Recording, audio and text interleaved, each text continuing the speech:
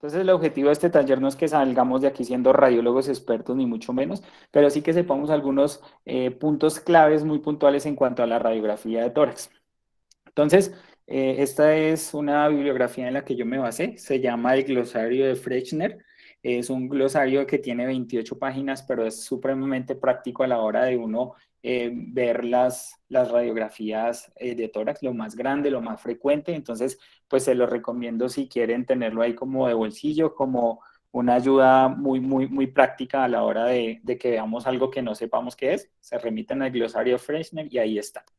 Entonces, en cuanto a la radiografía de tórax, pues es muy importante porque nos sirve para la búsqueda de patología tanto torácica como patología no torácica.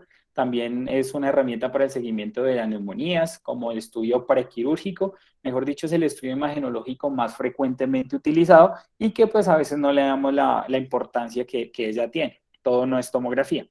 Dentro de los principios generales, eh, como vemos, como vemos acá, pues, los rayos X fueron descubiertos en 1895 por William Röntgen, por accidente, pues. Es una forma de radiación electromagnética similar a la luz visible, pero con una longitud de onda mucho más corta, como vemos acá, pues este es el espectro de la luz visible. Y a medida que vamos avanzando, la longitud de onda se va volviendo más ancha y entre más hacia la izquierda, como los rayos gamma, pues la longitud de onda es más corta. Y acá estamos parados nosotros. Estos rayos X tienen unas propiedades que, por ejemplo, y es por lo que lo utilizamos nosotros, es la capacidad de penetrar materiales que absorben o reflejan la luz visible, estimulan ciertas sustancias fluorescentes para que emitan luz visible, como en los estudios contrastados, generan cambios biológicos, como en algunas terapias, ionizan gases. Entonces, cuando hablamos de radiodensidades, básicamente, y para ser prácticos, usamos dos términos. El primero es que es radiolúcido, como lo negrito que ven ahí, puede ser gas, grasa, bronquios, parenquima pulmonar, o radiopaco, como vemos en la imagen de la derecha, puede ser pues el agua, los tejidos blandos, la sangre, sales de calcio, bario, proyectiles, prótesis, bueno, en fin. Entonces, básicamente nos movemos entre lo radiolúcido y lo radiopaco y todas las densidades que encontramos en la mitad. Como les digo, tampoco es una clase de anatomía, pero sí para entender un poco la radiografía de tórax hay que ubicarnos espacialmente. Entonces, esta es una estructura muy importante que visualizamos en la placa, que es el mediastino. El mediastino pues está situado en el centro del tórax, como vemos acá, entre los pulmones, por detrás del esternón y por delante de las vértebras. La división del mediastino es una cosa muy sencilla. Básicamente trazamos una línea imaginaria que va desde, en la división entre T4 y T5 hasta el ángulo del esternón y ahí vamos a dividir el mediastino en un mediastino superior y un mediastino inferior. Y además, ese mediastino está dividido a su vez en un mediastino anterior, un mediastino medio donde tenemos la silueta cardíaca, aquí generalmente pues tenemos el timo, y un mediastino posterior que no tenemos muchas estructuras, generalmente pericardio fibroso y parte del diafragma. Entonces ya lo vimos en anterior, medio, posterior y superior e inferior, ¿vale? Es una cavidad en tercera dimensión. También esta es una vista anterior de los pulmones, pues están ubicados en la caja torácica. Como ya sabemos, el pulmón derecho es un poquito más grande que el pulmón izquierdo. Poseen tres caras, una que está contra el mediastínico, una costal y una diafragmática. Y el pulmón derecho pues está dividido en tres lóbulos, dos cisuras, mientras que el izquierdo tiene dos lóbulos con una cisura. Esta es una vista medial de los pulmones. Básicamente lo que les quiero mostrar es el pedículo que está conformado por nervios, como el nervio vago, el nervio frénico. Básicamente hay una arteria pulmonar, hay dos venas pulmonares, hay un bronquio principal y pues como les digo hay nervios y linfáticos, pero esto es una estructura que se ve en la radiografía y que es importante que hagamos la relación anatomo-radiológica, por decirlo de alguna manera. Esta imagen también es para mostrarles los segmentos. Entonces el pulmón derecho pues tiene un lóbulo superior con tres segmentos, apical anterior posterior, lóbulo medio lateral medial, lóbulo inferior basal anterior, medial lateral y posterior. Y el pulmón izquierdo tiene un lóbulo superior, un lóbulo inferior con sus diferentes subdivisiones. Esta es una vista posterior, básicamente para mostrarles la relación que tienen esos lóbulos y esos segmentos con con las vértebras y con los arcos costales. Bueno, esta ya les había mostrado, una vista medial donde está el pedículo. ¿Y eso para qué? Eso es para mostrarles esta imagen, que básicamente lo que les quiero mostrar es que los lóbulos, cuando uno los ve en una radiografía, están superpuestos. Entonces, por ejemplo, en esta imagen que ustedes ven a la izquierda, lo que ven en verde es la representación de los lóbulos superiores. En azulito ven la representación del lóbulo inferior derecho. Vean como en alguna parte estos se interponen, mejor dicho, es la palabra. En la imagen central vemos también en amarillo, por ejemplo, el lóbulo superior derecho, cómo se interpone con el lóbulo posterior. Y en la imagen izquierda quiero mostrarles cómo, por ejemplo, lo que está en rojito es el lóbulo inferior y puede ir hasta bien arriba. Entonces, una imagen que nosotros vemos acá, que podemos decir, pues fácil, está en el lóbulo superior, pues en una lateral podemos darnos cuenta que puede ser una consolidación en el lóbulo inferior. Entonces, los lóbulos en una radiografía se interponen. Acá, pues, para mostrarles que existen dos fisuras, como ya les había mencionado, interlobales mayores, que lo que van a delimitar es la parte superior de la inferior de cada pulmón, y una menor que se ve en el hemitórax derecho, y eso se tiene que ver en la radiografía como un trazado de un lápiz. Es algo muy sutil, pero se tiene que ver. La tráquea es otra estructura que tenemos que saber identificar en la radiografía. La tráquea va a empezar desde acá arriba aproximadamente desde la C6 y va a bajar más o menos hasta T4, T5 en el mediastino. Como vemos, la ubicación de los bronquios va a diferir y eso pues tiene que ver mucho con las neumonías, por ejemplo, con las broncoaspiraciones, donde es más frecuente que se produzcan. Entonces, ya entrando un poquito en materia, hay que saber las tres proyecciones más importantes o que más utilizamos, que son estas. La proyección póstero-anterior, la proyección lateral y la proyección antero-posterior. Entonces, fíjense cómo esta es la manera de tomar esa radiografía. Imaginémonos allá en la Samaritana, cuando pedimos una placa de estas, el paciente debe estar, cuando vamos a pedir una PA, esta es la ubicación del paciente, se llama PA póstero anterior porque el rayo entra por la parte posterior y el chasis se encuentra pegado en la parte anterior del tórax del paciente. Esta es la manera de tomar una radiografía lateral y esta es una manera de tomar pues una radiografía AP, o sea, antero-posterior. El rayo entra por anterior y el chasis está de la parte posterior, que esta es generalmente la portátil, la que pedimos ahí en urgencias, la que pedimos pues cuando es difícil trasladar el paciente a la máquina de rayos X. Entonces, ya sabiendo cómo se toman las imágenes, ahora vamos a hablar de un fenómeno muy importante que se llama la magnificación. La magnificación muchas veces es una técnica que nos va a ayudar porque lo que hace es que aumentar la distancia entre el objeto, por ejemplo acá, y la placa, va a amplificar la imagen que vamos a proyectar en el chasis. Pero a la hora de la radiografía, pues esto es un fenómeno que no nos ayuda mucho, lo contrario nos ayuda a distorsionar algunas estructuras. Por ejemplo, ya sabemos que cuando tomamos una PA, pues el corazón no se tiende a magnificar, pero si es una AP, al estar más lejos del chasis del objeto que queremos ver, pues la imagen se va a magnificar. Entonces, por ejemplo, la imagen de su izquierda es una radiografía con una proyección PA, donde vemos una silueta cardíaca, pues que se ve bien, normal, entre comillas.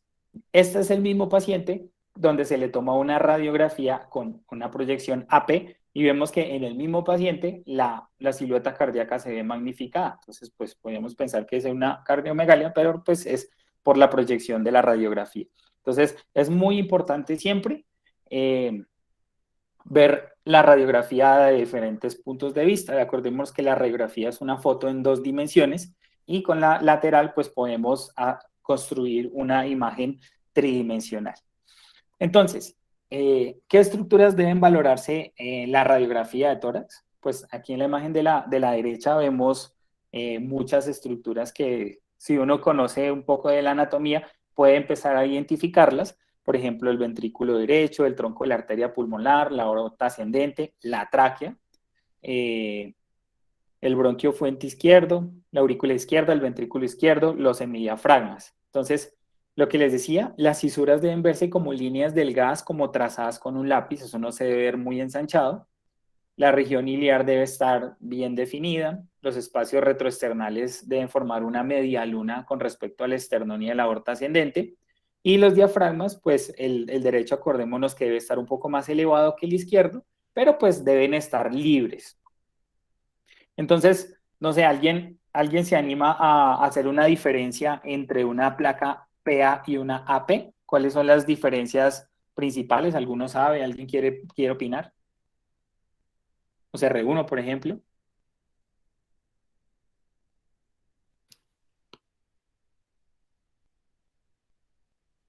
Hola, Reisi, ¿qué Buenas.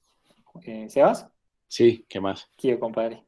Reisi, pues una diferencia pues que tenemos que valorar a la hora de diferenciar una PA de una AP es la posición pues de las escápulas, ¿no?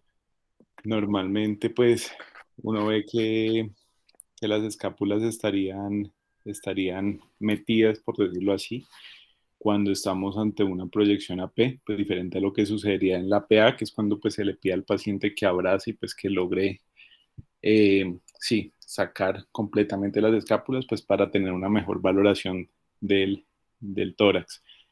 Lo otro, pues que también podría considerarse es el, la magnificación pues del corazón, que usted mismo pues nos hablaba, ¿no?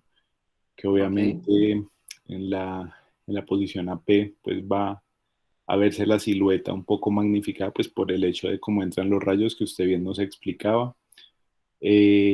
También, eh, pues el tema de las costillas, pero no sé, ahí sí, pues me gustaría que usted me corrigiera, pues porque creo que también es una diferencia, pero no la tengo muy clara.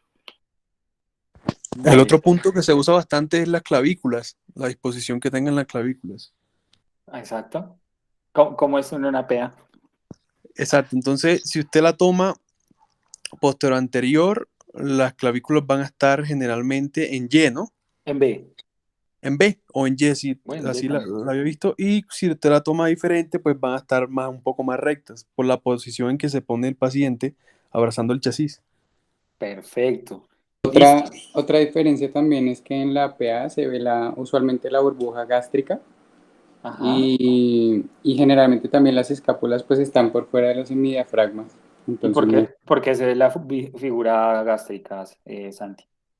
¿La qué? La burbuja gástrica. la burbuja, por lo que el ¿Sí? paciente está en bipedestación, entonces pues el aire usualmente tiende a ir hacia la parte de arriba del estómago. Perfecto. Entonces casi dijeron todas, básicamente, como decía Santiago. En la PA, la burbuja gástrica se ve, miren, acá está, porque el paciente generalmente está en bipedestación. En la AP, pues no vemos una burbuja gástrica. Lo que decía Sebastián, en la PA, la silueta cardíaca no se ve magnificada, pero en la APE sí se magnifica. Acordémonos de la distancia que hay entre el corazón y el chasis cuando es una AP. Eh, los cuerpos vertebrales, fue la única que les faltó, que en la APA, créanme, hagan acto de fe, se ve en una forma en tienda de campaña, mientras que la literatura, eso pues casi uno lo escucha, pero los cuerpos vertebrales, una AP, tiene una forma de cabeza de búho. Ya les muestro. Lo que decía Aldair, las clavículas las vemos en B o en Y en la PA, pero en la AP están horizontalizadas. Miren, por ejemplo, acá, y miren aquí alcanza a verse en Y o en B.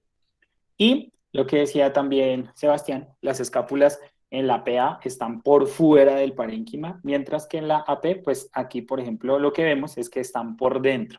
Entonces, siempre es muy importante diferenciar cómo es la técnica y también porque es una pregunta típica que nos hacen en la revista.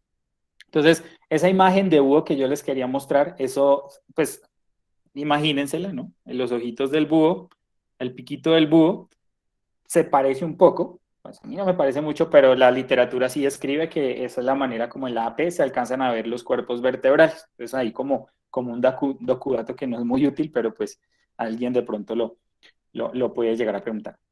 Entonces, en cuanto a la técnica adecuada, acordémonos que una radiografía bien tomada debe tener estas 4 cosas. Debe tener un par radiológico, debe tener un centrado, una buena penetración y debe estar bien inspirada. Entonces, ¿cómo decimos que una radiografía está bien centrada? Trazamos una línea por las apófisis espinosas y el borde interno de las clavículas, tanto de la izquierda como la derecha, debe ser equidistante a esa línea que trazamos a nivel de las apófisis espinosas. Ahí uno puede decir que esa placa está bien centrada. Entonces, por ejemplo, esta placa que vemos acá, es una placa que podríamos decir que esta está un poquito rotada hacia la izquierda. Esta placa parece que tiene una distancia igual entre los dos bordes internos de las clavículas. Entonces, esa es la manera. Por ejemplo, esta es la misma placa aquí esquematizada. Vemos que tiene una rotación hacia la izquierda. Esta distancia entre este borde interno y las apófisis espinosas es mayor que la otra distancia. Entonces, esa es una manera de saber que la técnica es adecuada. Aunque la placa lateral no le damos mucha importancia, solamente cuando queremos ver como el borramiento de los senos costofrénicos o algo retrocardíaco, pero la placa lateral también uno puede decir que está bien centrada o mal centrada. Entonces, tiene que tener un espacio claro retroesternal. Mejor dicho, la de la derecha está bien centrada, la de la izquierda está muy mal centrada. Entonces, debe haber un espacio claro retroesternal. La región iliar se debe ver más clarita. Miren, esta es un poquito más definida. Esto aquí no se ve nada. Las cisuras se deben ver bien. La columna dorsal aquí se ve mucho mejor que esta. Y los diafragmas y senos costofrénicos posteriores pues se ven más claros acá. Entonces, y otro punto importante para decir que la placa está bien centrada es que los arcos costales están superpuestos. Entonces, aquí está el derecho sobre el izquierdo, aquí todo está como uno encima del otro, pero mal definido. Entonces, docudato, las placas laterales, una placa lateral también tiene criterios para estar bien centrada. Cuando hablamos de la penetración de la placa, entonces ahí la clave es que deben verse las 4 primeras vértebras, más o menos hasta la división hasta la carina, deben verse bien y ahí de ahí para abajo se deben esbozar, es la palabra que les gusta a los profes, los cuerpos vertebrales retrocardíacos, pero no verse claramente. Diferente, esta es una placa, por ejemplo, bien penetrada, se ven bien, acá solamente se esbozan. Y cuando hablamos en cuanto a la penetración, hay 2 términos que se utilizan, que es una placa blanda. Una placa blanda es una placa blanca, eso se ve todo blanco, y una placa negra es una placa que está quemada. Entonces, por ejemplo, este es el ejemplo.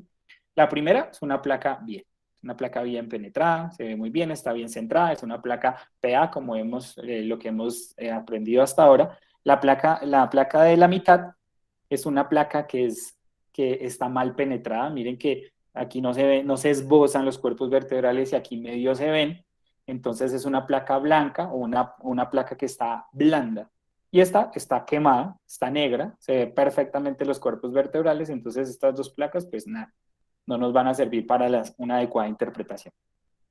Cuando hablamos de la inspiración, entonces, como una norma, una buena radiografía, lo que tenemos que ver es de 9 a 10 espacios intercostales posteriores, que son estos, de 9 a 10, contarlos bien. Entonces esa es una forma como podemos saber que la placa está bien inspirada. Estos son los espacios costales posteriores, que son estos que estamos viendo acá. Y bueno, esa es la manera de saber que está bien inspirada. Entonces ya sabemos, está bien centrada, está bien penetrada, está bien inspirada. En la placa lateral, no les digo, siempre le quitamos valor, pero pues en la placa lateral también podemos ver que está bien inspirada cuando vemos 10 cuerpos vertebrales. Esta, por ejemplo, vemos los cuerpos vertebrales bien, está bien inspirada. Mal inspirada, pésimamente inspirada. Y bueno, cuando uno va a ver una radiografía, es importante siempre tener un orden. El orden, un análisis sistemático, como a ustedes les guste, como ustedes quieran, pero tengan un orden y lo verá que no se le escapan estructuras. Por ejemplo, de afuera para adentro, de adentro para afuera, centrífugo o centrípeto, como lo quieran llamar. Pero entonces, por ejemplo, a mí es una cosa personal, me gusta de adentro para afuera. Entonces, silueta cardíaca de tamaño normal, configuración normal, estructuras vasculares normales o anormales, el parénquima pulmonar está bien o está mal, los recesos costofrénicos están libres o están ocupados, las estructuras óseas y los tejidos blandos son de apariencia normal, o de afuera para adentro, estructuras óseas, parénquima, corazón, como quieran, pero tengan un orden para que no se les olvide nada. Entonces, por ejemplo, acá, ¿alguien se anima a dar un diagnóstico que ve alguna cosa? No sé.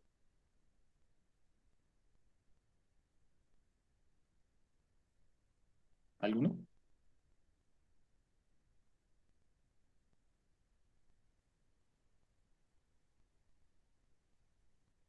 Buenas.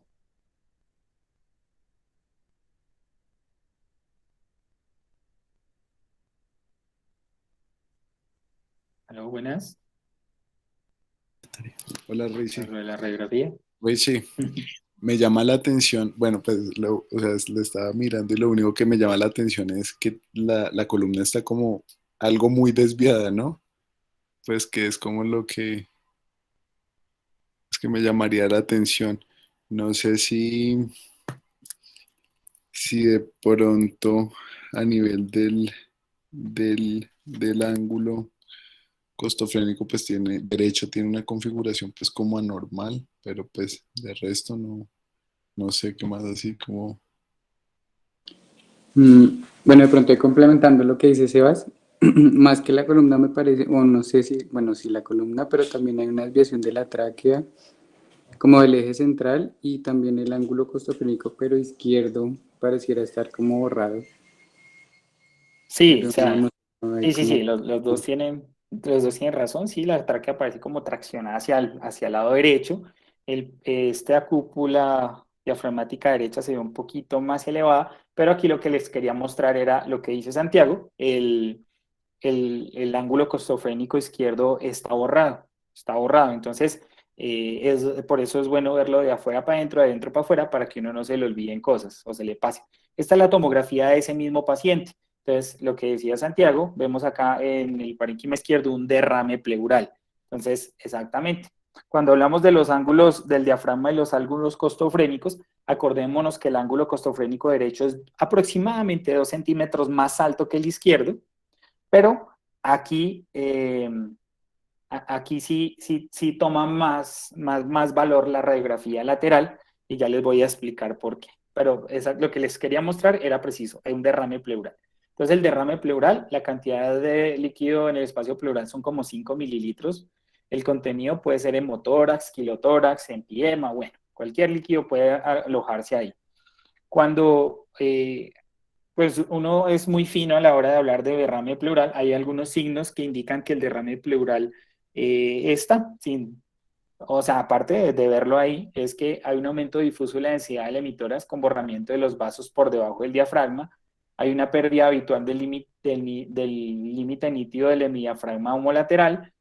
Hay un casquete apical, que lo vemos acá arriba, un pinzamiento del seno costofrénico, ensanchamiento de la cisura menor y engrosamiento de las líneas paraespinales. Pero pues el diagrama pleural se ve. Ese es el casquete apical, esto que vemos acá. ¿Y por qué es importante la lateral? Porque la lateral es más sensible a la hora de ver un derrame pleural, porque en una radiografía lateral el ángulo costofrénico se borra con 75 cc de lo que sea, de agua, líquido, sangre, lo que sea, mientras que en una PA necesitamos 100 centímetros cúbicos más para verlo borrado. Entonces, esa es una de las, de gran importancia que tiene la radiografía lateral. Estructuras anatómicas normales, pues tenemos que ver todo: caja torácica, transparencia pulmonar, patrón de vascularización, la silueta cardiomediastínica. Entonces, cuando hablamos de la caja torácica, entonces vemos estructuras blandas y estructuras óseas. Blandas como músculos, glándulas mamarias, por ejemplo, esto parece que es una mujer. Las escápulas por fuera del campo pulmonar, si es una placa PA. Los arcos costales, vemos también el esternón, el manubrio, la columna, los cuerpos vertebrales. Bueno, tenemos que examinar la caja torácica. La transparencia pulmonar, entonces es importante verla. Y aquí les quiero hacer una pregunta. ¿Alguien sabe cómo se llama esta estructura o este huequito o esta concavidad que les estoy mostrando? ¿Es el botón aórtico? Más abajito. Esto que se ve La acá. ventana ortopulmonar. Exacto. Entonces la ventana ortopulmonar no es una estructura, pero sí es un espacio que tenemos que ver en la placa de tórax, porque debe estar libre.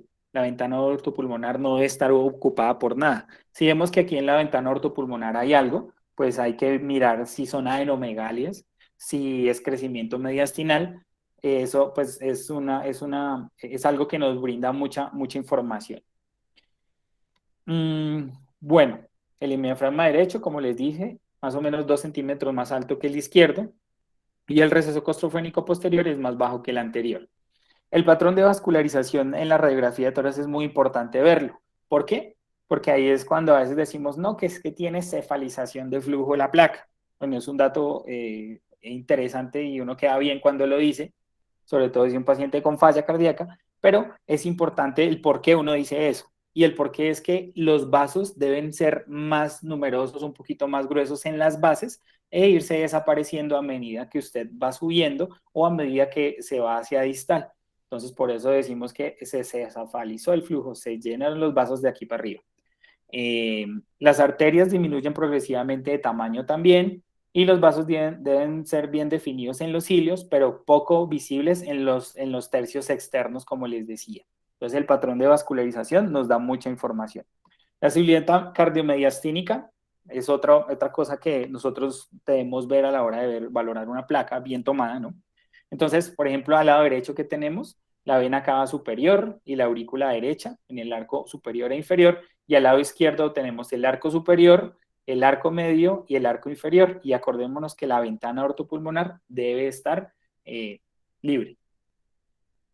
En la lateral, aquí vemos el ventrículo derecho, vemos el tronco de la arteria pulmonar, el callado aórtico, vemos la aurícula izquierda, el ventrículo izquierdo, esta es la vena cava inferior, la aorta descendente. Entonces, conociendo un poquito esto, pues nos imaginamos las estructuras. Entonces, cuando uno habla de medidas, y esta es una medida que ya estamos cansados de escucharla, pero que siempre si no la pregunta se nos olvida, que es el índice cardiotorácico.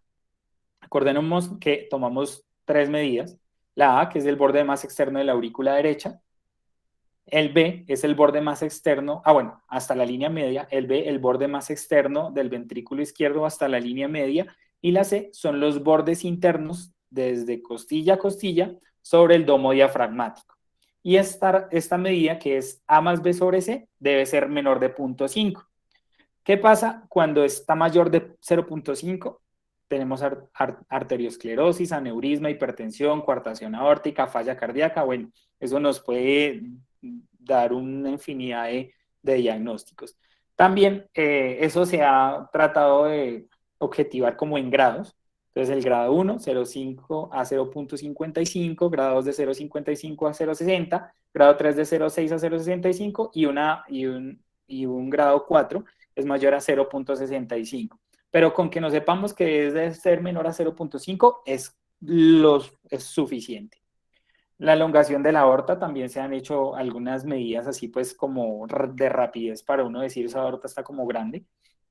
Y es cuando la D, que es la parte, aquí me quedó al revés, perdón, esta E debe ser menor que el tamaño de la D. Si esto es mayor, decimos que la aorta está elongada.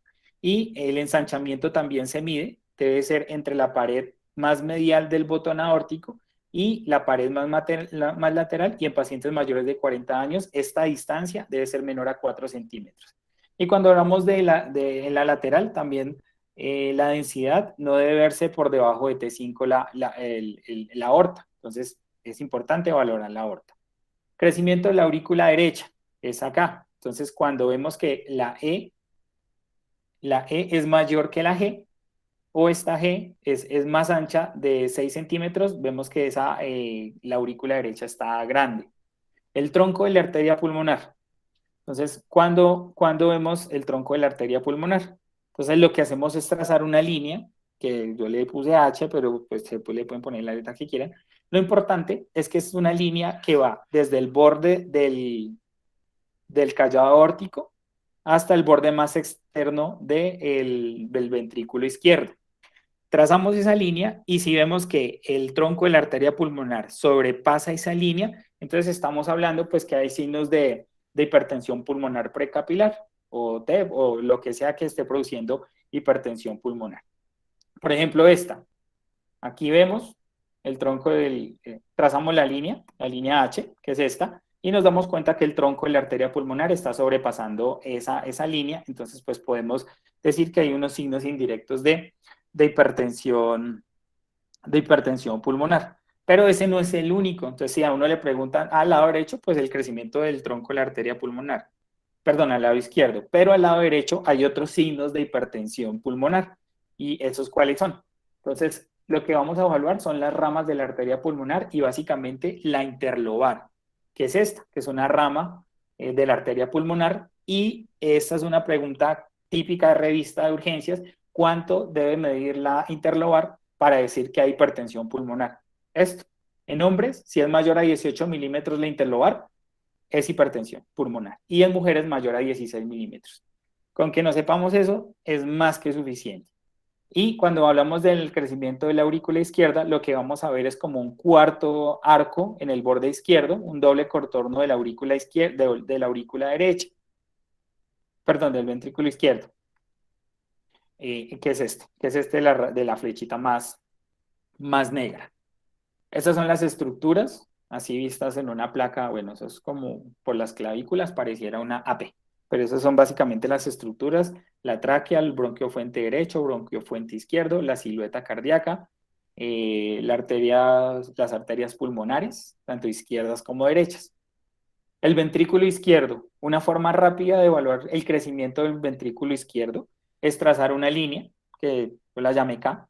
Entonces, lo que hace es que uno rápidamente en el tercio medio de la clavícula traza una línea perpendicular, y si el borde del ventrículo izquierdo sobrepasa la línea K, ustedes pueden decir tranquilamente que ese ventrículo izquierdo está crecido. ¿Por qué? No sabemos. Pero es una forma rápida de verlo. ¿Qué lo puede hacer crecer? Pues la hipertensión, la falla cardíaca, una valvulopatía aórtica, una coartación aórtica. Y el ventrículo derecho, básicamente, la forma fácil es que ese ventrículo derecho debe tocar solamente el tercio inferior del esternón. Si esto empieza a tocar como desde por acá para arriba, uno ya puede decir también que ese ventrículo derecho pues ha crecido. Entonces, esta es la línea acá que les decía: placa normal, placa anormal, línea medio clavicular, y vemos que el ventrículo izquierdo pues pasó la línea acá. Entonces hay un crecimiento ventricular izquierdo. Bueno, este es un caso clínico: hombre, 32 años, fumador desde hace 12 años, tos productiva, un mes de tos, disnea, dolor torácico, pérdida de peso 7 kilos en 6 meses, la respiración superficial, y el médico se da cuenta que a la auscultación los ruidos cardíacos casi no se escuchan. No hay evidencia de masas palpables, adenopatías, y el médico le toma una placa y la placa es esta. ¿Alguno se anima a lanzar un diagnóstico, a decir qué es eso? ¿Está bien, está mal, está normal?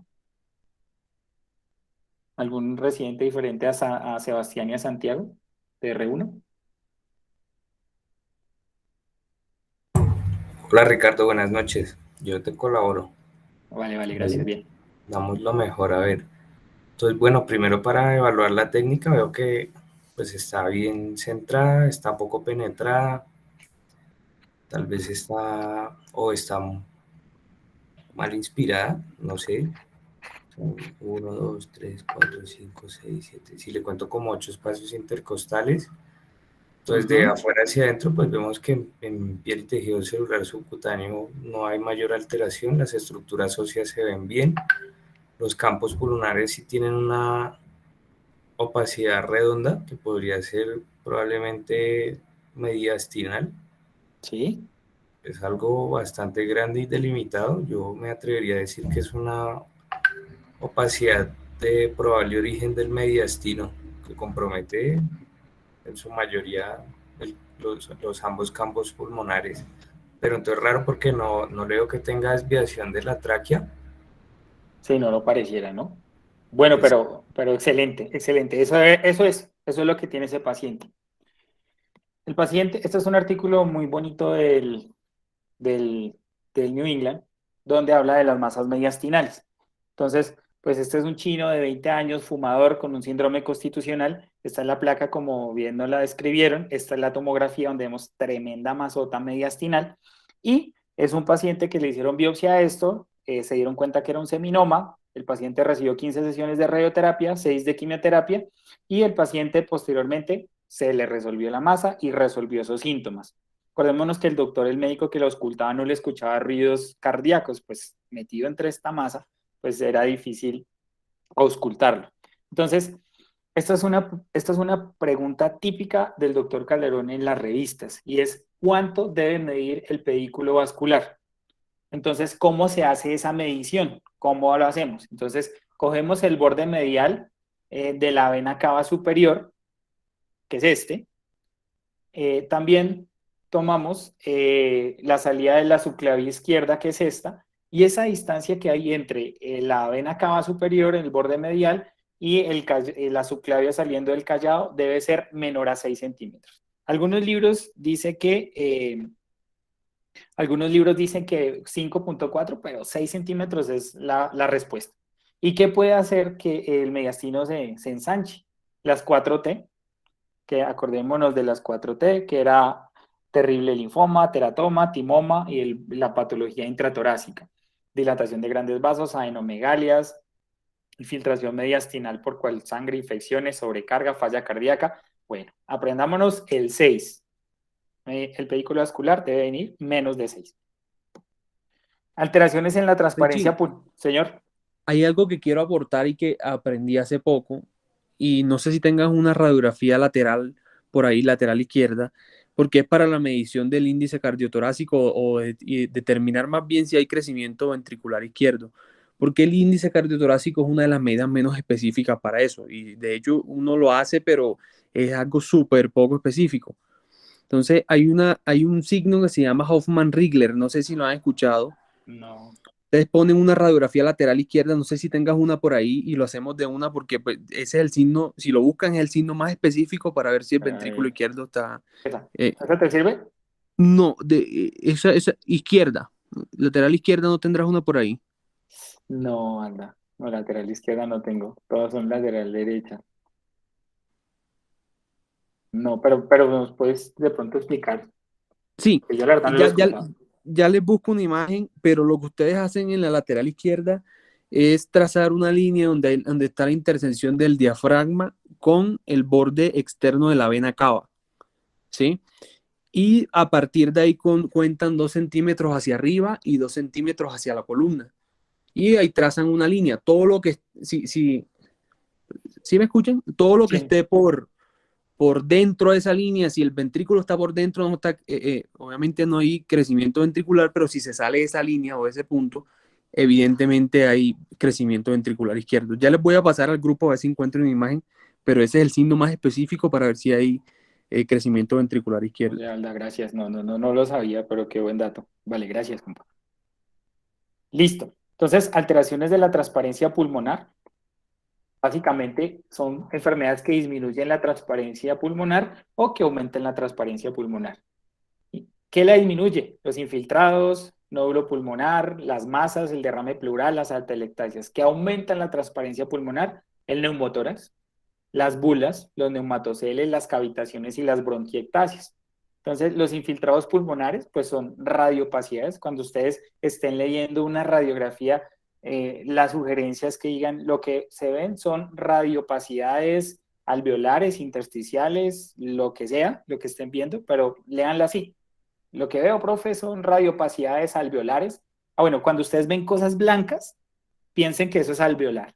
Si ustedes no lo ven tan blanco, pues digan que eso es intersticial, o si ustedes pueden ver el intersticio, pues es más práctico, pero si ustedes ven la placa blanca, eso es alveolar. Entonces, hay dos tipos de radiopacidades, que son las alveolares y las intersticiales. Las alveolares, pues es algo metido en los alveolos que está desplazando el aire, exudado, transudado. Son nódulos acinares o imágenes de Rosetta, tendencia a coalescer, broncograma aéreo, ya les explico cómo es lo del broncograma, focales, ya sea una neumonía, broncoaspiración, infartos, infiltrados alveolares difusos, neumonías multilobales, edema, choque, SRA, COVID, hemorragia alveolar, bueno, en fin, esos son los infiltrados alveolares. ¿Y qué compromete el intersticio? Puede ser lineal, nodular, reticular, ya sea a nivel agudo, edema pulmonar, crónico, enfermedades del colágeno, neumonías intersticiales, asbestosis, que compromete el intersticio de manera nodular, la TV miliar, el histoplasma, la sarcoidosis. La sarcoidosis tiene una imagen muy característica que es como en galaxia, que son nódulos eh, o quistes también, que se ven comunicados como si fuera una galaxia. Y la enfermedad metastásica. Retículo nodular, la tuberculosis, enfermedades del colágeno, la sarcoidosis. La sarcoidosis, pues acuérdense de las adenomegalias mediastinales, que es un hallazgo frecuente a nivel pulmonar. La sarcoidosis en el 90% de los casos compromete el pulmón. Entonces, esto es un esquema de cómo más o menos imagínense el pulmón cuando vemos un compromiso lineal, cuando vemos una red, una arañita reticular, cuando vemos reticular o panal de abejas, básicamente eso es más periférico y basal, pero pues acuérdense de esos quistes del panal de abeja, nodular, o pueden haber interposición, por ejemplo, podemos tener red, pero también podemos tener retículo, entonces retículo nodular. Entonces reticular, fíjense cómo vemos una red ahí, una placa no está tan blanca, entonces uno dice, bueno, eso no es alveolar, eso es más reticular. Patrón reticular, fibrosis, colagenopatías, enfermedades inhalatorias, la toxicidad por algunas drogas, eh, enfermedades inmunológicas, inflamatorias, neumonía en organización, el compromiso de la artritis reumatoide es muy frecuente que produzca este patrón. Nodular, fíjense cómo se ven acá nodulitos, micronódulos, y aquí vemos la interposición entre redes, pero micronodulares, entonces retículo nodular.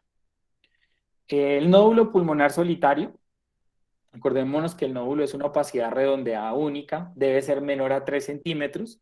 Hay algunas cosas que nos dicen que ese nódulo, y ustedes se van a encontrar nódulos de aquí hasta el día que, mejor dicho, dejen de ejercer la medicina, porque eso es un hallazgo muy frecuente.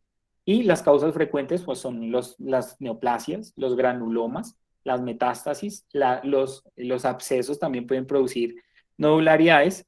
Hay algunas cosas, bueno, más adelante les explico con un gráfico más la manera de decir si esto es maligno, si es benigno, pero básicamente la calcificación nos indica que es benigno si es gruesa y central, si no tiene o es excéntrica es maligno. Los bordes, pues bonitos, redondeados, es benigno, espiculado, feos, mal definidos, es maligno.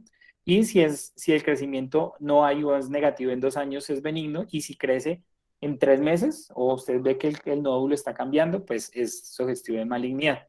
Una masa, recordemos que el nódulo es menor a 3, la masa ya es mayor de 3, es maligna hasta que se demuestre lo contrario, y ahorita nos estamos dando cuenta que el cáncer pulmonar en los pacientes no fumadores está creciendo exponencialmente.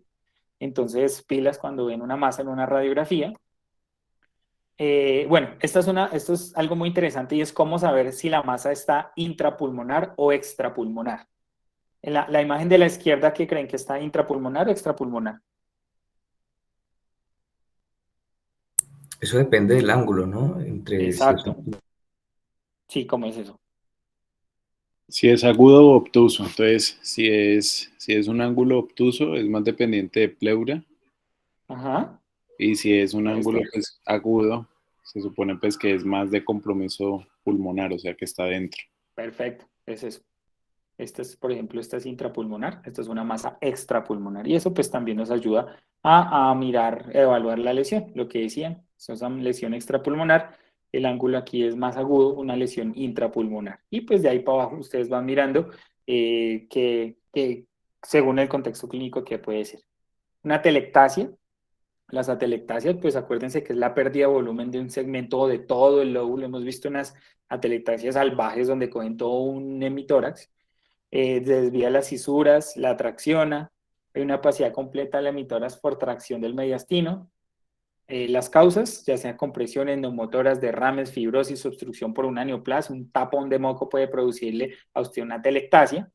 Hay unos signos directos y unos signos indirectos. Signos directos, desplazamiento de la cisura, agrupamiento broncovascular, signos indirectos, que es aumento de la densidad del lóbulo afectado, elevación del hemidiafragma ipsilateral, ven que debería estar 2 centímetros y mire esta vaina, desviación de la tráquea o el cardiomediastino hacia el lado de la atelectasia, hiperinsuflación compensadora, miren este pulmón contralateral cómo ha tratado de compensar un poquito que está todo colapsado, estrechamiento de los espacios intercostales ipsilateral, miren aquí hagan acto de fe, este espacio es más pequeñito que este, y ya, básicamente eso es una atelectasia. Miren por ejemplo esta atelectasia, grandota, desplazamiento, la hiperinsuflación compensatoria, el traccionamiento pues de todo el mediastino, se subió el hemidiafragma, entonces no se les olvide que las atelectasias pues tienen esos signos directos e indirectos. Bueno, esto no. El neumotórax, véanlo, una imagen clásica, pues no es que nos corresponda el tratamiento de un neumotórax, pero por lo menos cuando pasamos un central, sí tenemos que darnos cuenta en la placa post que no tengamos esta cosa por acá viéndose, porque pues toca llamar al cirujano. Una bula, vean una bula, generalmente los pacientes pues tienen algún antecedente, alguna enfermedad granulomatosa o, por ejemplo, los pacientes con enfisemas que ya son muy grandes o linfangioleiomyomatosis, que son pacientes que hacen bulas y neumotoras a repetición. Entonces, acuérdense que es una zona que tiene una pared fina. El neumatocele, aquí vemos un nivel hidroaéreo. Entonces, aquí las paredes, fíjense que ya que estas son muy delgaditas, el neumatocele tiene paredes un poco más gruesas, aunque siguen siendo finas, pero lo que vemos es un nivel hidroaéreo. Esto está ocupado por algo, líquido, sangre, agua, lo que sea. Una cavitación, véanla acá, paredes gruesas. Generalmente, pues, depende del contexto, pues ustedes las ven en los ápices.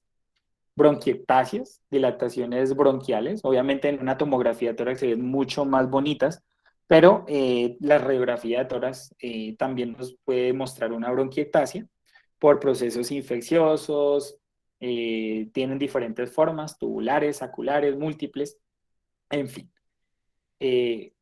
Bueno, el signo de atrapamiento aéreo en los pacientes con EPOC, aumento del espacio retroesternal, pulmones grandes, ensanchados, aumento del diámetro AP, eso también hay que evaluarlo en una placa de tórax.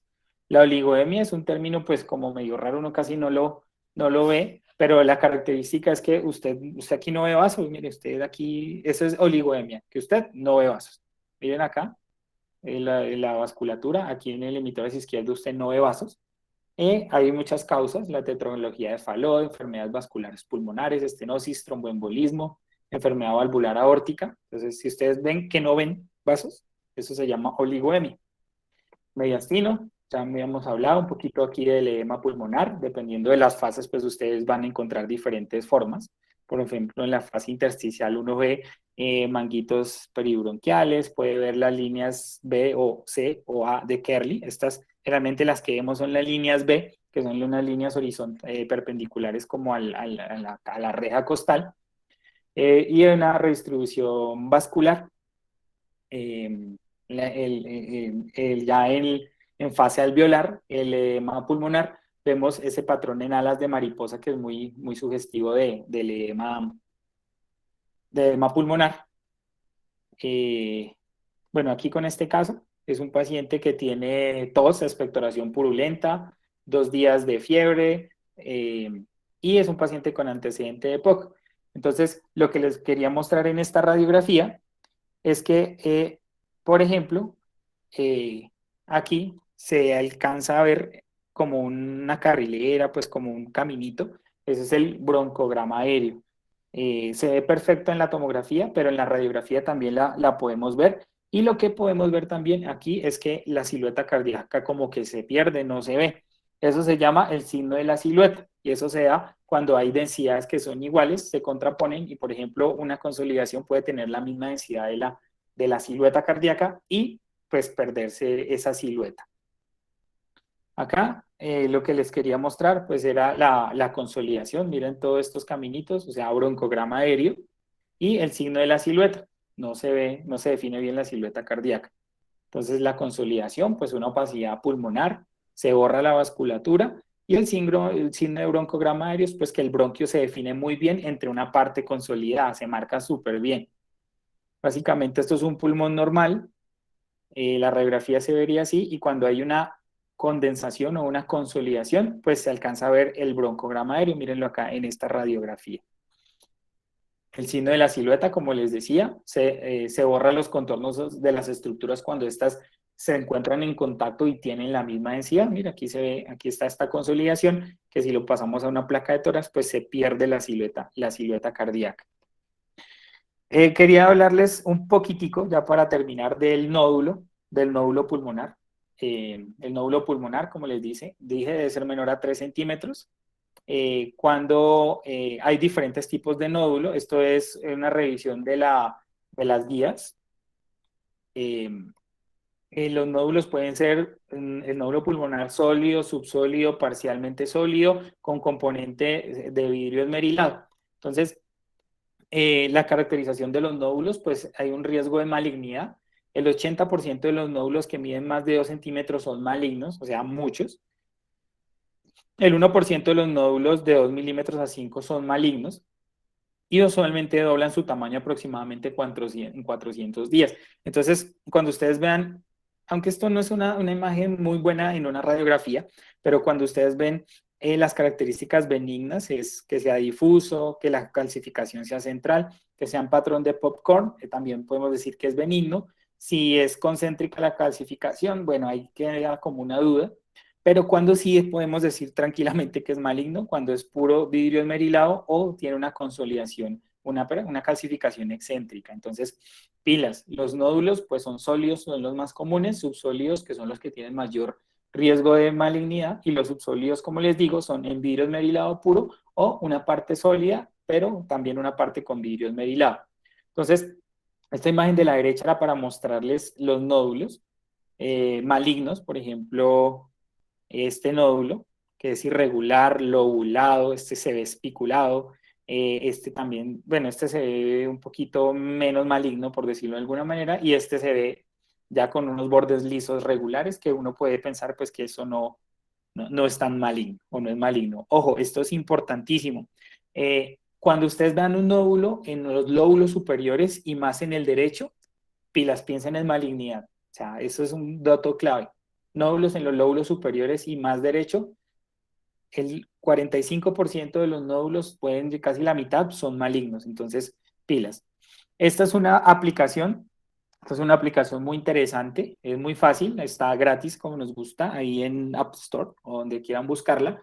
Y lo que utiliza esta aplicación es los modelos predictivos de Brock, que es para TAC, y hay otro que es para PET scan. Ustedes solamente ponen los datos del género, la historia familiar, las características del nódulo, el número de nódulos, y eso le da un porcentaje de malignidad, ¿vale? Entonces, es muy interesante y bueno, básicamente eso era lo que les quería hablar acerca de la radiografía de tórax. Muchas gracias por los que se pudieron conectar y ya. Preguntas, dudas. Gracias, Richie. Muy buena. Richie, una última cosita que no, pues estuve ahí como a punto de preguntarle fue que ¿cuánto debe medir el ángulo, ¿qué? Mediastínico 6 centímetros es? Bueno, el diámetro del mediastino, sí. Debe ser menor a que 6 6. centímetros. Menor a 6 centímetros. Y los límites son vena cava inferior, o sea, Sí. borde No, medial no, de no. De la vena cava superior. eso, cava Vena superior, cava perdón. superior y la subclavín izquierda saliendo del Exacto. callo aórtico. Y Súper. esto debe ser menor a 6 centímetros. Ya se lo Listo. pregunta el doctor Calderón todos los años. Eso, Ah, eso. grábenselo. Listo, Richie, Ve- gracias. verifique que no sea AP, ¿no? Porque a veces lo pone a medir y le amplifica todo. Ahora sí, no, eso sí. Quedó claro, ¿no? Que la P y la P y la P y esas cosas. Richie, una cosa de los nódulos. Dijiste que más de 30 milímetros, altamente sugestivo de malignidad, pero ahí en la diapositiva vi que pues 20 de 30 sugestivo de malignidad, pero ahí vi que más de 20 milímetros también se asociaba el 80% con hallazgos malignos. Entonces, uno ahí que 30 o 20. O sea, un nódulo debe ser menor a 3 centímetros. 30 Ya, si no es milímetros. masa. Si es más de eso, es una masa. De acuerdo. Pero, Y otra pregunta, ¿eso solo puedo determinar por TAC? sí. Sí, Listo, eso en una radiografía de tórax eso no se ve bien. listo. Y nódulo más de 20 milímetros es patológico. Sí, eso ustedes piensen de entrada que eso es maligno y háganle en la escala, súper fácil, y lo verá que le da un riesgo, eso le da un riesgo de malignidad, y ahí pues eso, de hecho, ustedes ponen ahí en el British Thoracic Society, en esa misma aplicación, le abre un algoritmo, o sea, usted ya no tiene que pensar mucho. Y ya usted Listo. define si va a neumología o a oncología o lo que sea. Listo, bro, gracias. Bueno, listo. Entonces, mucho Gracias, gusto a Ricardo. todos, que tengan buena noche. Gracias Richie, por... muy buen taller. Gracias. Chévere.